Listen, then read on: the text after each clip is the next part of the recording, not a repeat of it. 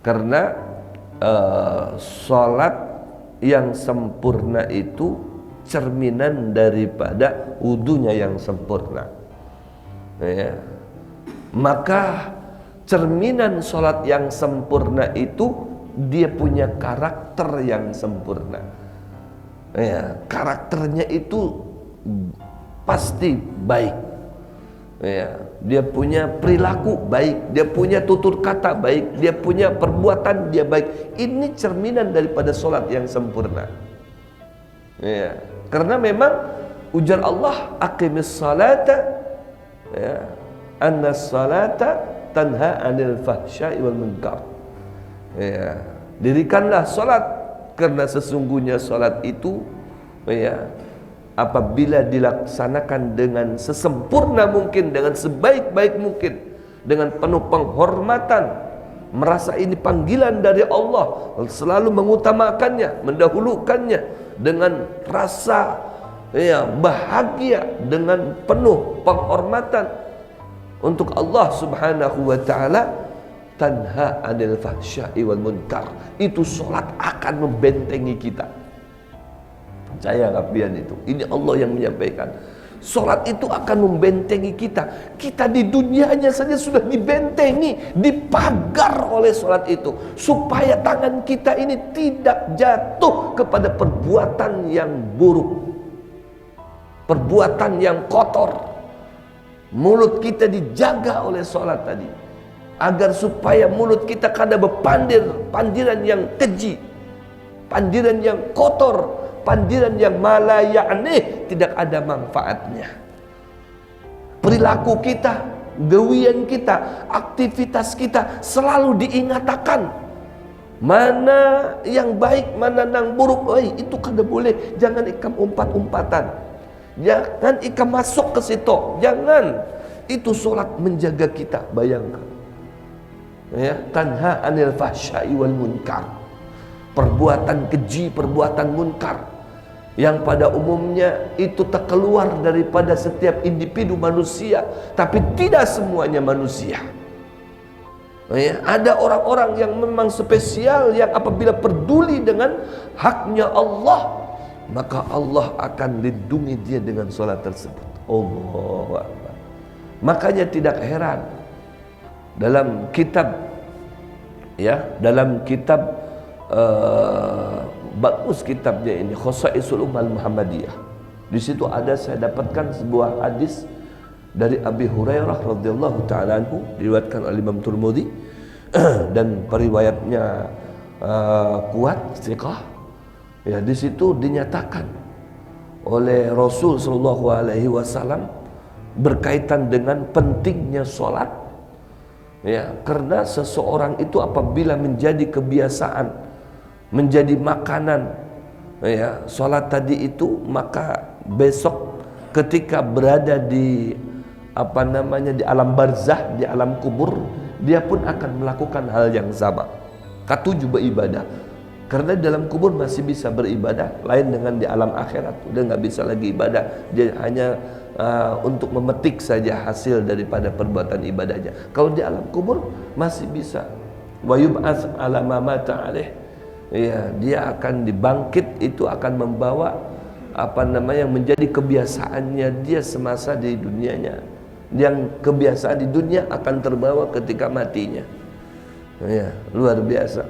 Jadi ceritakan di situ, ya, bahwasanya ketika ujar Rasulullah, mayit itu dimasukkan ke lubang kubur, sudah dikuburkan, kemudian dibacakan talqin, ya, habis itu orang-orang di atas bulikan. Nah, pada saat itu dia mendengar ada suara sandal dari orang-orang yang menuju pulang ke rumahnya masing-masing. Nah, bulikan. Karena dari situ mulai datang malaikat, ya, orang sudah bulikan, datang dua malaikat. Maka malaikat itu, ujar Rasulullah SAW dalam hadis tersebut, ya, hendak menginterogasi dengan pendatang hanyar ini, Ya, tiba-tiba ada yang menjaga. Kadang-kala bingung malaikat ini. Artinya ada yang menghalati ini. Gimana ini? Ya, malaikat ke berbagai arah daripada orang tersebut tidak mendapatkan celah untuk bisa langsung berhadapan dengan orang tersebut. Kenapa dijaga, dibentengi, dilindungi? Ujar malaikat, hai, bubuhani kami siapa? Kenapa menjaga kami ini? Ini tugasku ini untuk menginterogasi ini.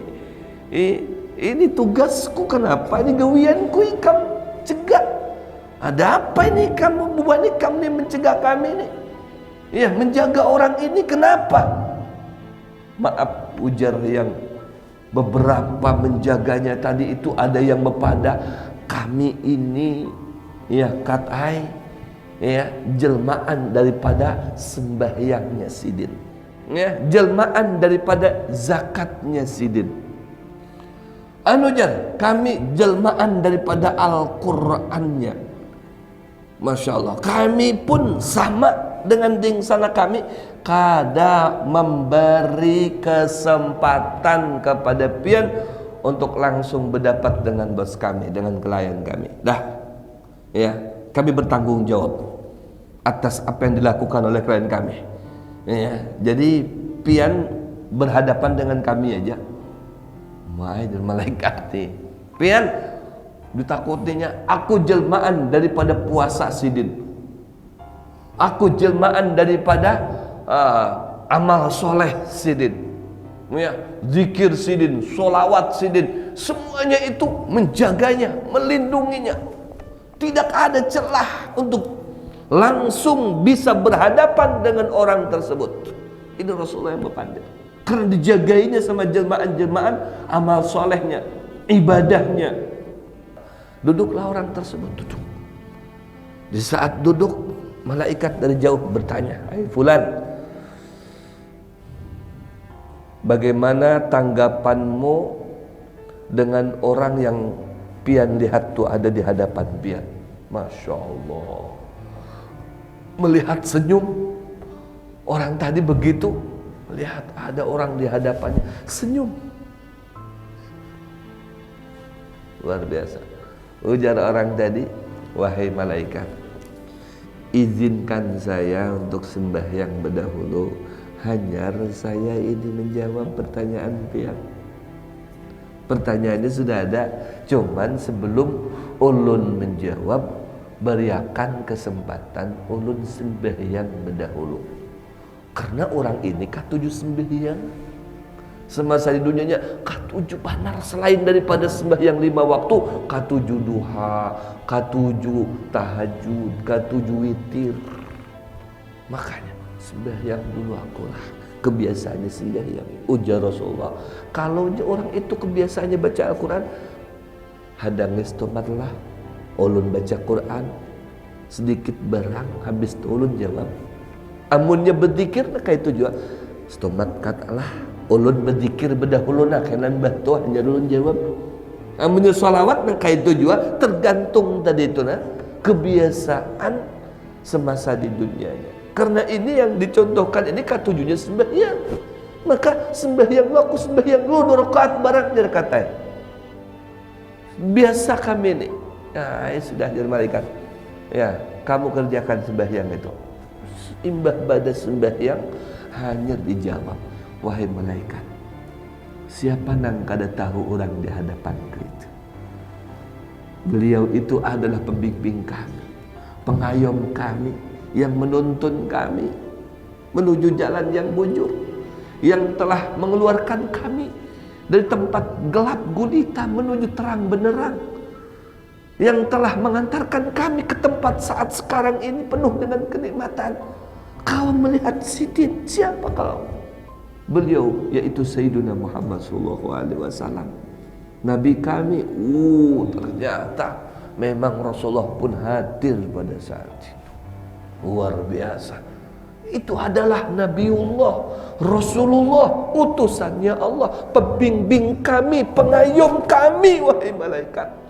Begitu disampaikan begitu langsung berubah. Baik kata malaikat, langsung berubah. Si orang tadi melihat seakan bukan di alam kubur lagi, tapi seakan di alam sorga. Ujar malaikat, hai fulan, ini ya surprise dari Allah, tempat pian nih, ini sagan seterusnya menuju surga seperti ini. Masya Allah, balasan dari Allah subhanahu wa ta'ala. Al-qabru imma raudhah min riyadil jannah au hufrah min hufarin nar. Kubur itu kalau tidak menjadi cerminan sorga, berarti dia akan menjadi cerminan daripada neraka. Ini cerminan sorga. Di dalam kubur itu bisa senang, bisa bahagia. Disebabkan apa? Nih, sembahyang nang kada tertinggal tadi tupang. Masya Allah.